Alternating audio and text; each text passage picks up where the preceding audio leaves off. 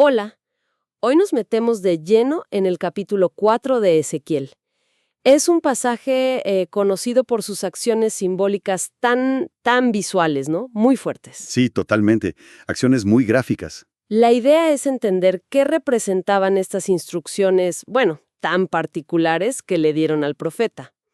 Así que exploremos esto. Empecemos con esa primera imagen, la del asedio a Jerusalén. Dale, a Ezequiel se le pide agarrar una tablilla de barro, como un ladrillo crudo, y dibujar ahí la ciudad de Jerusalén. Ajá. Y después tiene que simular todo un asedio militar contra ese dibujo. O sea, construir rampas, montar campamentos, poner arietes. Como si fuera un juego de guerra, pero muy en serio. Exacto. E incluso le dice que use una plancha de hierro como una sartén grande, como muro entre él y la ciudad. Un muro infranqueable. ¡Wow! O sea, que no era simplemente un modelo, una maqueta. No, para nada. Es mucho más. Es una actuación profética en vivo, casi una performance, diríamos hoy. Una performance, claro. Funcionaba como una señal, un aviso muy directo, muy visual, para la casa de Israel. Les estaba mostrando lo que iba a pasar, el sitio militar que Jerusalén iba a sufrir. Imposible ignorarlo. Y la cosa se pone todavía más física, ¿no? Más personal para Ezequiel, porque no termina ahí. Le piden acostarse de lado. Así es. Y acá el simbolismo se vuelve, digamos, corporal. Primero tiene que acostarse sobre el lado izquierdo. ¿Por cuánto tiempo? Por 390 días. El texto dice que es un día por cada año del pecado de Israel, del Reino del Norte. 390 días. Es muchísimo. Y después tiene que cambiar de lado.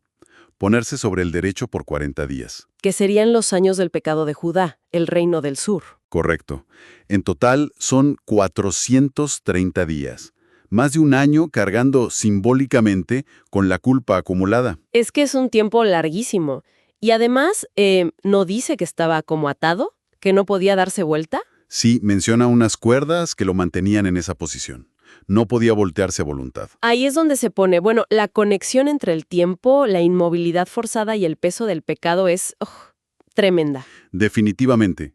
Esa inmovilidad subraya que el castigo era inevitable. Y bueno, la carga que representaba esa maldad acumulada por tanto tiempo. Y mientras está así, imagínate, su comida. Ah, sí, la comida. También súper restringida. Increíblemente. Tenía que comer un pan hecho con una mezcla muy específica de granos. Me acuerdo. Trigo, cebada, habas, lentejas, mijo y espelta. Una mezcla medio rara, ¿no? Quizás ya indicaba escasez. Es posible, sí. Algunos eran granos, digamos, menos comunes o de último recurso. Pero lo clave no es solo la mezcla. La cantidad. La cantidad, exacto. Poquísimo. 20 ciclos de comida al día. Pesada. Serían como unos 230 gramos de pan. Nada. Y de agua, solo un sexto de hin, también medido.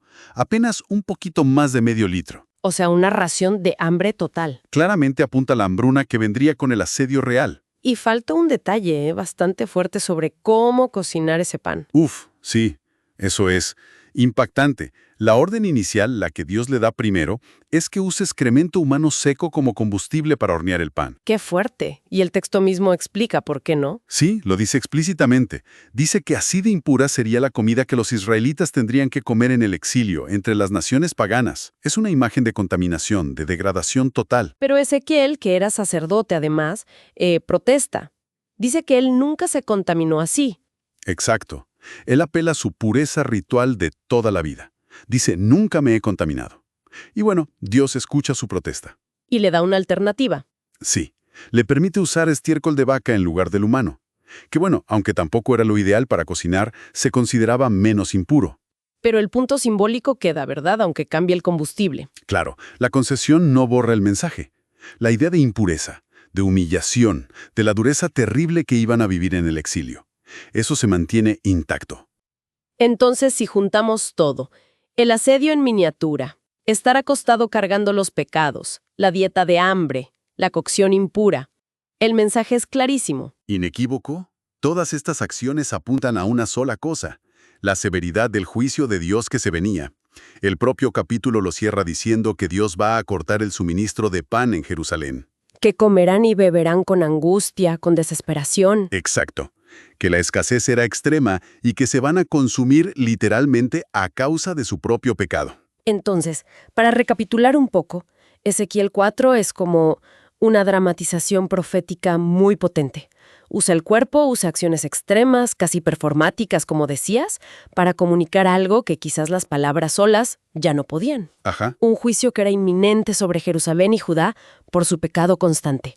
Y ese juicio incluía asedio, hambre, exilio y contaminación. Exacto. La fuerza de todo esto está en lo visual, en lo físico, en lo tangible. Obligaba a la gente a mirar, a enfrentar esa verdad incómoda que se les anunciaba. Te dejaba sin palabras, me imagino. Sí. Y esto, bueno, nos deja pensando, ¿no? ¿Cómo se comunican hoy las verdades difíciles o las advertencias cruciales? ¿Pueden las representaciones simbólicas, incluso las que nos chocan, ser a veces más efectivas que un discurso directo? Es una buena pregunta. ¿Qué tipo de señales modernas cumplen quizás una función parecida hoy en día para, no sé, sacudir un poco las conciencias? Interesante para reflexionar.